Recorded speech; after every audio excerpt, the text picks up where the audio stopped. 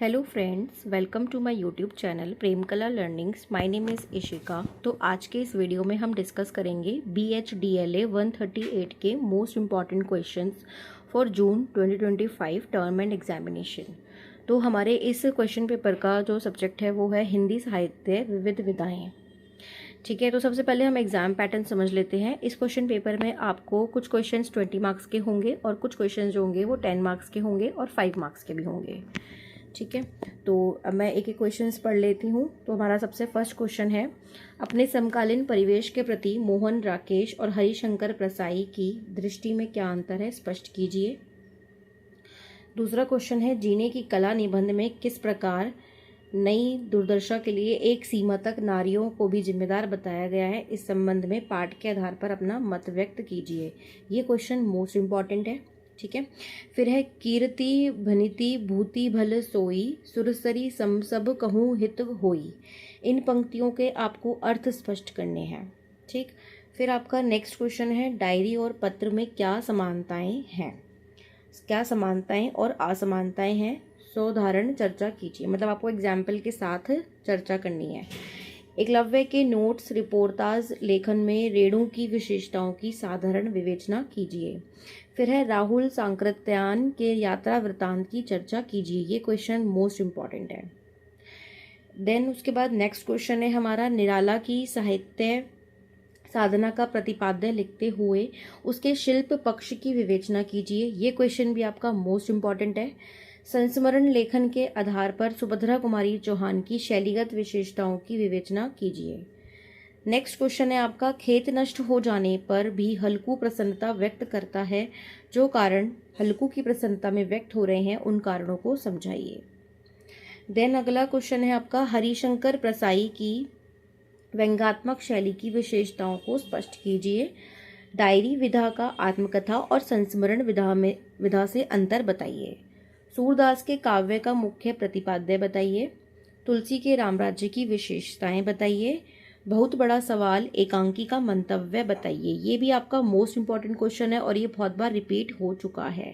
ठीक, उसके बाद अब अगला है, साकेत में उर्मिला के चरित्र को इतना महत्व क्यों दिया गया है, सकारण उत्तर दीजिए। तोड़ती पत्थर कविता का प्रतिपाद्य स्पष्ट कीजिए। पूस की रात एक यथार्थवादी कहानी है, स्पष्ट कीजिए। ये भी आपका मोस्ट इम्पॉर्टेंट क्वेश्चन है।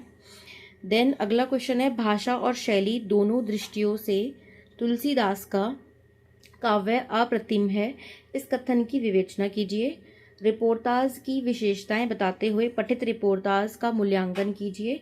वैष्णव की फिसलन व्यंग्य निबंध का सार तत्व क्या है, स्पष्ट कीजिए। यह आपका क्वेश्चन मोस्ट इम्पॉर्टेंट है। महादेवी वर्मा के पठित संस्मरण की विशेषताएं बताइए।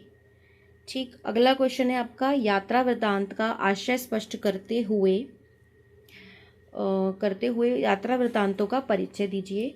सर काव्य के भाव पक्ष को स्पष्ट कीजिए। देन अगला क्वेश्चन है आपका, तिब्बत लहासा से उत्तर की ओर की विशेषताओं को रेखांकित कीजिए। मैथिली शरण गुप्त की पठित कविताओं का आशय स्पष्ट कीजिए। डायरी विधा की विशेषताओं पर प्रकाश डालिए। प्रेमचंद की कहानी कला पर प्रकाश डालिए। जीवन और आत्मकथा में क्या अंतर है, स्पष्ट कीजिए। अगला क्वेश्चन है, उर्मिला के चरित्र की विशेषताएं बताइए। देन अब हमारे क्वेश्चन आ जाता है टिप्पणी, यानी शॉर्ट नोट्स लिखने हैं आपको, जो कि 10 मार्क्स का होगा और 5 मार्क्स का भी हो सकता है। तो आप 10 मार्क्स के अकॉर्डिंग इसको प्रिपेयर करके जाइएगा। ठीक है, तो पहला है हल्क की चारित्रिक विशेषताएं। दूसरा है महादेवी वर्मा का व्यक्तित्व। तीसरा है झूठन का प्रतिपाद्य, ये मोस्ट इम्पॉर्टेंट है। यात्रा वृत्तांत, व्यंग्य, निराला के काव्य की विशेषता, ये भी मोस्ट इम्पॉर्टेंट है। देन आत्मकथा। फिर है नेक्स्ट कविता मोहन राकेश की डायरी का विश्लेषण, प्रेमचंद। फिर है मुक्ति बोध के पत्र, रामविलास शर्मा, सुभद्रा कुमारी चौहान। यात्रा वृत्तांत और रिपोर्टाज, जीवनी और रेखा चित्र।